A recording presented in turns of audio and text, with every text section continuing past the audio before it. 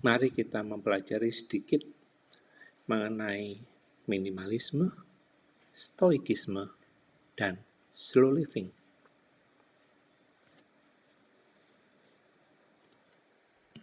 Minimalisme adalah gaya hidup yang berfokus untuk meminimalkan gangguan yang bisa menghalangi kamu melakukan hal-hal yang sebenarnya penting. Meminimalkan. Minimalis lifestyle adalah sarana untuk menemukan kebebasan. Bebas dari rasa takut. Takut tidak dapat mengikuti pergaulan karena tidak memakai barang bermerek misalnya. Bebas dari kekhawatiran, khawatir tidak dapat membayar berbagai macam tagihan kartu kredit misalnya. Gambar ini adalah salah satu gambar yang bisa menunjukkan kepada kita tentang minimalisme. Dinding yang putih, desain kursi yang sederhana, tanaman cuma satu, lantai yang satu motif, minimal. Tapi bisa juga indah, bagus, rapi, bersih. Desain yang minimal, pakaian yang secukupnya, hidup tanpa hutang. Ya mungkin seperti itulah gambaran hidup yang minimalis. Berikutnya kita akan belajar mengenai stoikisme.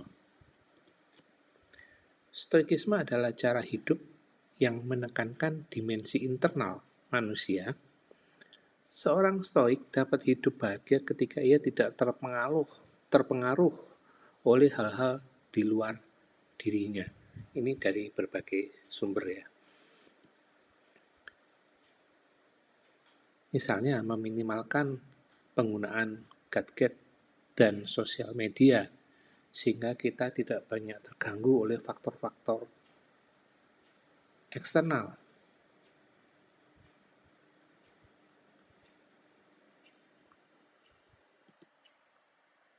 Berikutnya adalah mengenai slow living. Slow living adalah menjalani hidup dengan cara yang lambat. Ini berlawanan dengan tren manusia modern yang harus serba cepat, jalan cepat, kerja cepat, mencapai target. Ya, sepertinya hidup itu terburu-buru dan tergesa-gesa. Ya, berangkat pagi, harus mengejar transportasi, sampai di tempat kerja melakukan segala sesuatu dengan cepat, karena deadline dan sebagainya. Di dalam slow living, di sini Anda bukan diajak untuk bermalas-malasan, gerak serba lamban, akan tetapi kita itu diajarkan menjalani hidup dengan kesadaran yang penuh.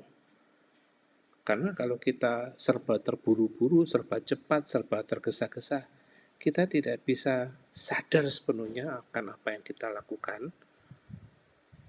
Berbeda dengan slow living di mana setiap aktivitas yang kita lakukan itu dirasakan betul, dinikmati, disadari.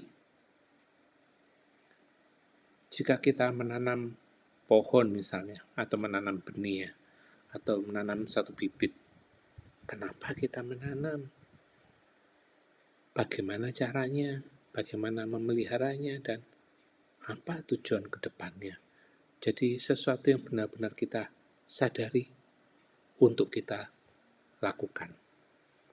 Demikian sepintas mengenai slow living, mengenai hidup minimalis, dan mengenai stoikisme. Kita bisa mempelajari lebih lanjut dari sumber-sumber lainnya. Semoga dapat memberikan sedikit pencerahan.